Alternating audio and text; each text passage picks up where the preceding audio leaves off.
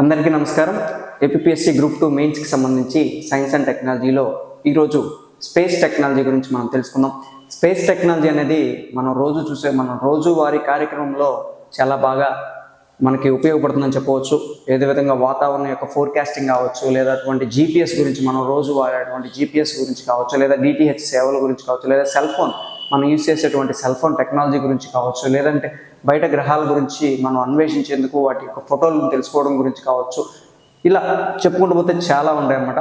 వీటన్నిటికీ సంబంధించి మనం స్పేస్ టెక్నాలజీని చూసుకుంటాము. సో స్పేస్ టెక్నాలజీకి సంబంధించి ఇండియన్ స్పేస్ రీసెర్చ్ ప్రోగ్రామ్ గురించి మనం మాట్లాడుతున్నాం. దీని యొక్క ముఖ్య పాత్రుడుగా మనము విక్రమ్ సారాభాయ్ గారిని మనం చెప్పుకోవచ్చు. ఎందుకంటే మొదటి వ్యక్తి అతనే అనమాట ఇస్రో ఏర్పడడానికి. సో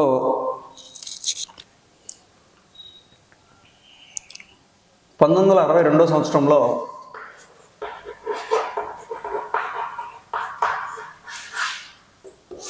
విక్రమ్ సారాభాయ్ గారి అధ్యక్షతన నాయకత్వాన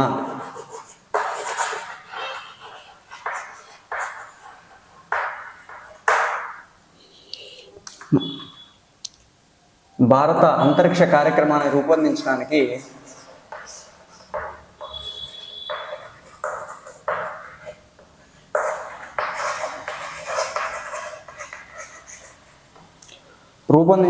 ఒక కమిటీని ఏర్పాటు చేశారు.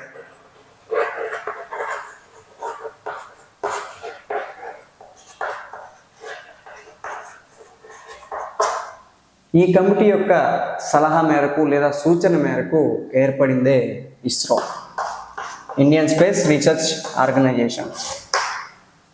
సో దీనికి పితామహుడిగా మనం విక్రమ్ సారాభాయ్ గారిని చెప్పుకోవచ్చు.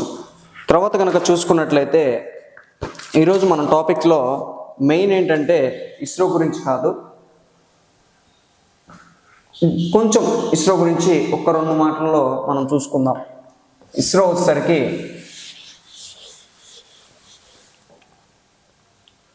ఇస్రో ఎవరి కంట్రోల్లో ఉంటుంది?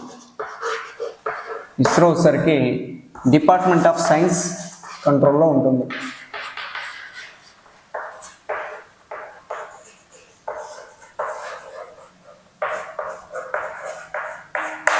మరియు ఇది డైరెక్ట్గా పిఎంకే రిపోర్ట్ చేస్తుంది. ప్రైమ్ మినిస్టర్ గారికి రిపోర్ట్ చేస్తుంది.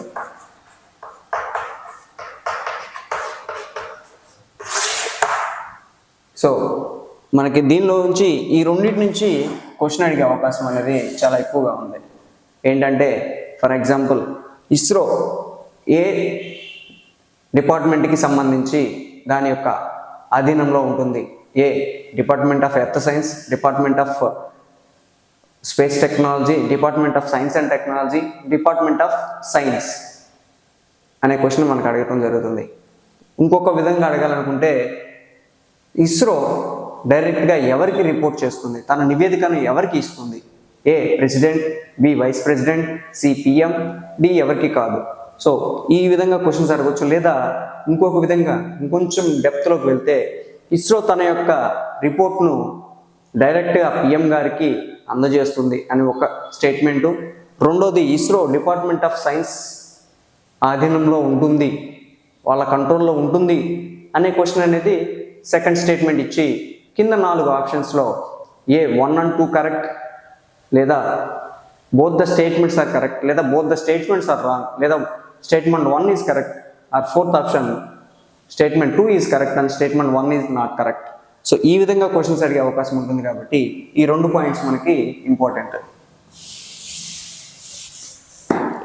తర్వాత చూసుకుంటే రీజనల్ సెంటర్స్. మనం ఇక్కడ చెప్పినట్టుగా మొత్తం 8 రీజనల్ సెంటర్స్ ఉన్నాయి. ఇస్రో తన యొక్క పనిని సమర్థవంతంగా నిర్వర్తించడంలో ఈ 8 కూడా చాలా బాగా సహకారాన్ని అందిస్తాయి. ఫస్ట్ వచ్చేసరికి ISAC, ISRO satellite and application centre. ISRO satellite and application centre. ఇది బెంగళూరులో ఉంటుంది.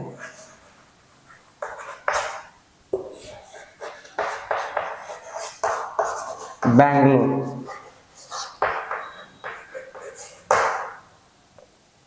రెండోది వచ్చేసరికి విక్రమ్ సారాభాయి స్పేస్ సెంటర్.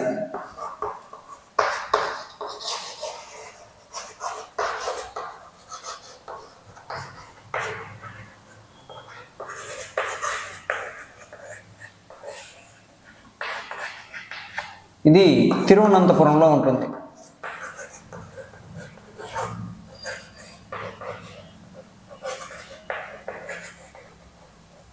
మీకు తెలుసో లేదో శ్రీహరికోటలో లాంచ్ ప్యాడ్ కట్టక ముందు మొదటి తరం మన యొక్క శాటిలైట్స్ అనేది తిరువనంతపురం లాంచ్ ప్యాడ్ నుంచే పంపించేవాళ్ళు. తర్వాత కనుక చూసుకుంటే SDSC Satish Dhawan space centre. Present మనము శాటిలైట్స్ని లాంచ్ చేస్తున్నటువంటి లాంచ్ ప్యాడ్స్ ఉన్నటువంటి శ్రీహరికోటనే సతీష్ ధావన్ స్పేస్ సెంటర్గా మార్చారు. So Satish Dhawan space centre.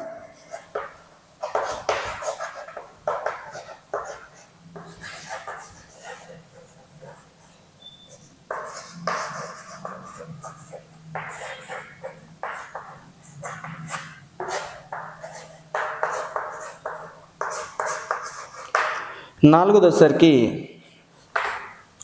Master control facility MCF. ఇది అహ్మదాబాద్లో ఉంటుంది.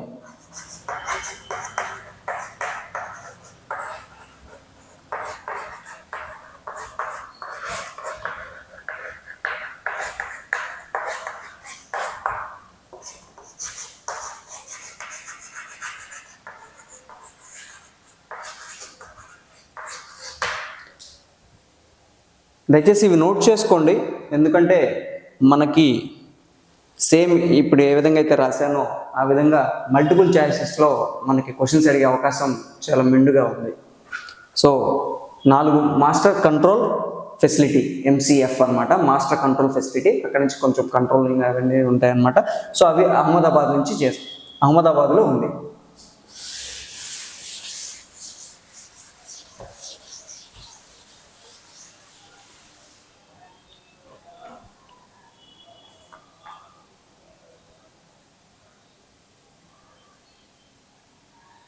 తర్వాత స్పేస్ SAC, క్షమించాలి, MCF ఉంది. మాస్టర్ కంట్రోల్ ఫెసిలిటీ భోపాల్ మరియు హసన్లో ఉంటుంది. Space application centre.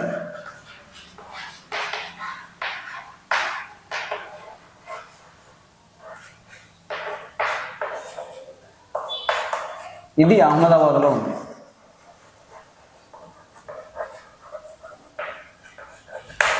MCF వచ్చేసరికి భోపాల్ మరియు హసన్లో ఉంది.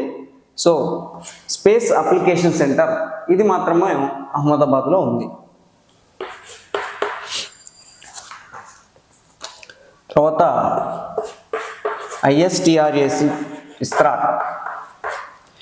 ఇది ఇస్రో టెలిమెట్రీ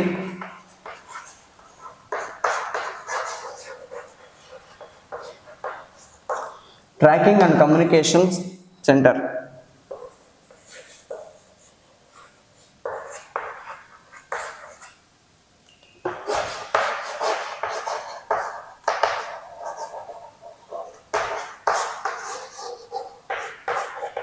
ఇది కూడా మనకి బెంగళూరులో ఉంది.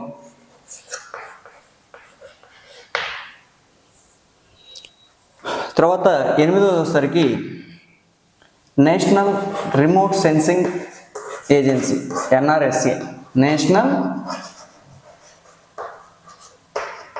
Remote sensing agency.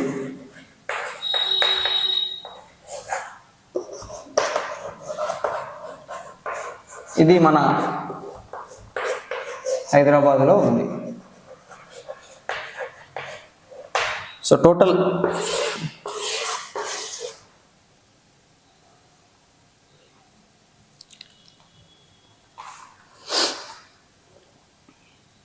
ఇంకొకటి మిస్ అయింది,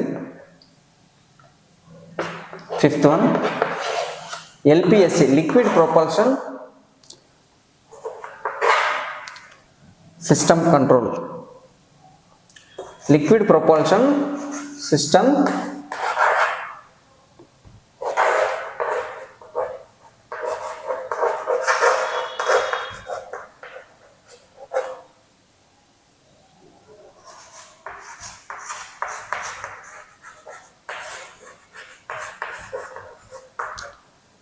ఇది తమిళనాడులోని మహేంద్రగిరిలో ఉంది.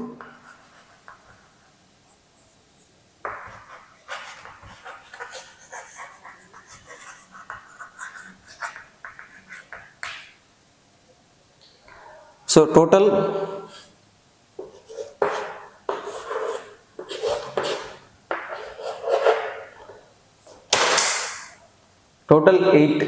ఈ 8 మనకి ఇంపార్టెంట్ అనమాట. ఈ 8ని నోట్ చేసుకోండి దయచేసి.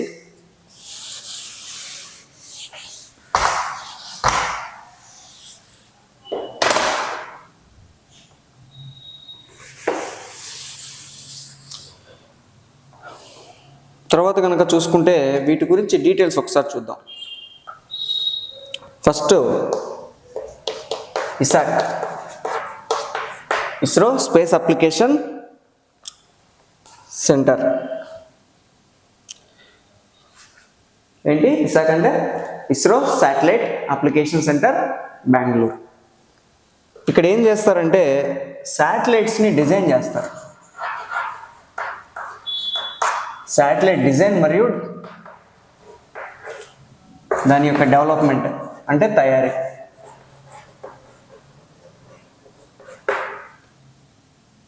ఇది మనకి ఇంపార్టెంట్. శాటిలైట్స్ని ఎక్కడ డిజైన్ చేస్తారు అండి అంటే ఇసాట్ బెంగళూరు. ఓకే. తర్వాత చూసుకుంటే విక్రమ్ సారాభాయి స్పేస్ స్టేషన్.